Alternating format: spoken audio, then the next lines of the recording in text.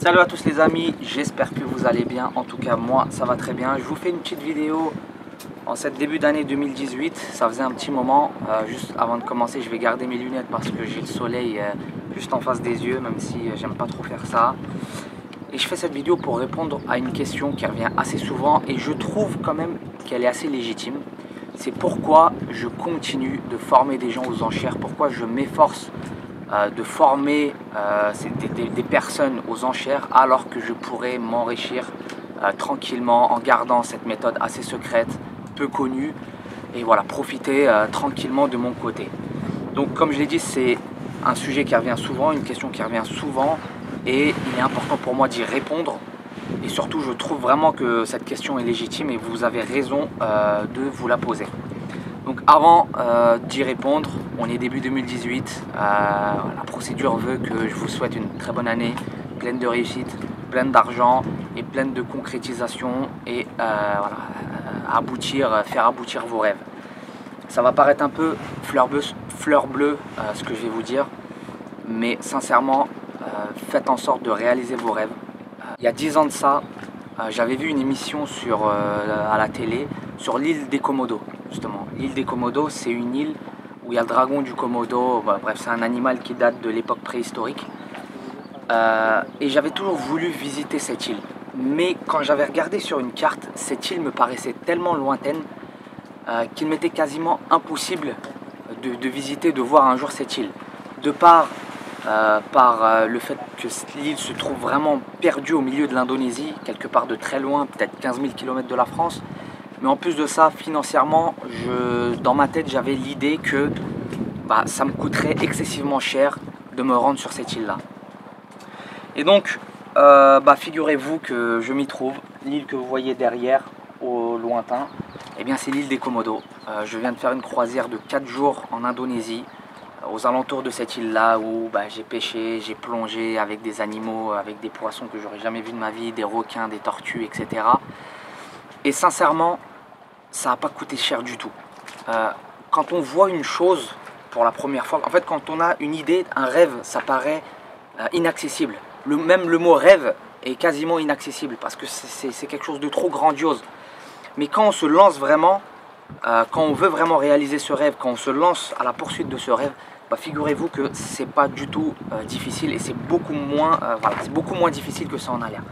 Juste pour vous donner un ordre d'idée, cette croisière m'a coûté seulement 200 €. Donc 4 jours sur un bateau de 8 personnes seulement, avec 3 personnes d'équipage qui ont pris soin de nous, ça m'a coûté seulement 200 €, tout frais inclus. Donc à cela, il faut rajouter le billet d'avion, vous comptez environ 600 €. Donc pour 800 €, j'ai pu réaliser mon rêve, un rêve qui paraissait au départ vraiment inaccessible. Donc sincèrement, en 2018, je vous souhaite de concrétiser vos rêves, aller à la poursuite de vos rêves. J'ai un mentor qui me disait toujours, commencer, c'est 50% du travail. Donc quand vous commencez à faire un travail, quand vous commencez à faire quelque chose, vous avez déjà fait 50% du travail.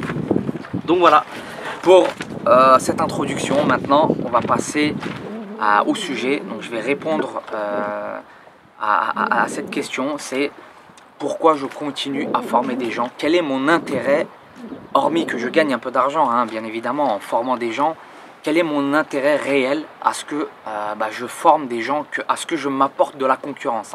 Clairement, quand je vous forme, vous êtes mes futurs concurrents. Eh bien, sachez une chose, ça fait maintenant environ 6 ans que je suis quotidiennement les enchères.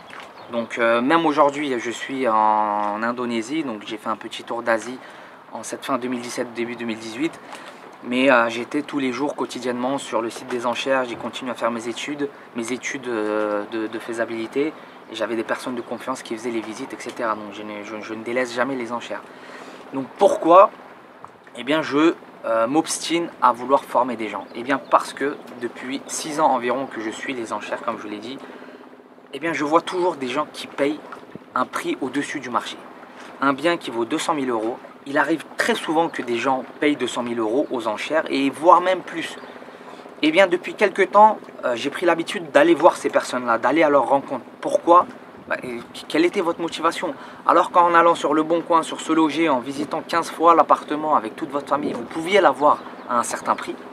Aujourd'hui, aux enchères, en prenant tous les risques que ça incombe, tous les désavantages que ça a au niveau financier, au niveau structurel, au niveau de l'assurance, eh bien vous optez pour les enchères. Eh bien, croyez-le ou non, dans 100% des cas, c'est toujours un particulier qui a vaguement entendu parler des enchères et qui a fait une mauvaise affaire parce qu'il ne connaît pas les enchères. Il ne connaît pas les frais liés aux enchères. Souvent même, quand je vais parler à ces personnes-là, ils ne savent même pas combien ils vont payer après l'enchère. Ils ont donné une enchère, ils se sont engagés sur un bien immobilier, mais ils ne savent même pas combien ils vont payer. Alors je ne parle même pas de combien ils vont gagner, parce que souvent, si je vais les voir, c'est qu'ils n'en gagneront pas. Eh bien, ces gens-là, comme je l'ai dit, c'est toujours des particuliers, et ces personnes-là, sincèrement, me posent problème. Voilà. Pourquoi ils me posent problème? Parce que, vous savez, dans les enchères, il y a des gens qui font des bonnes affaires, des mauvaises affaires. Quand je vois une bonne affaire, vous savez qu'on a 10 jours pour surenchérir.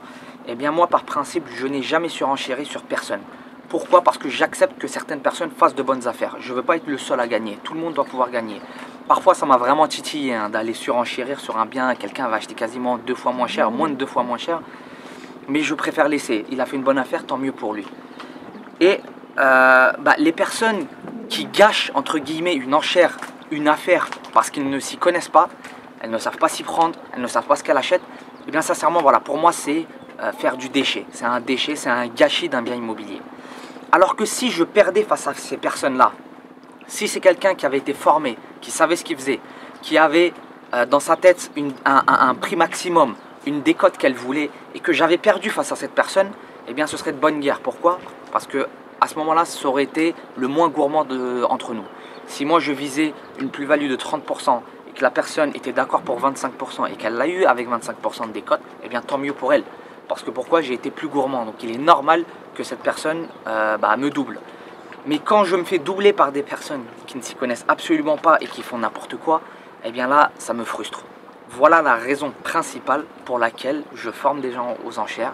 J'ai envie de former des personnes aux enchères. J'y trouve aussi mon intérêt. Voilà la raison pour laquelle je m'obstine à continuer les formations, à former les gens de mieux en mieux et de mieux en mieux. Donc voilà, on a répondu au sujet. Maintenant, on est en 2018. Encore une fois, je vais revenir au sujet du rêve.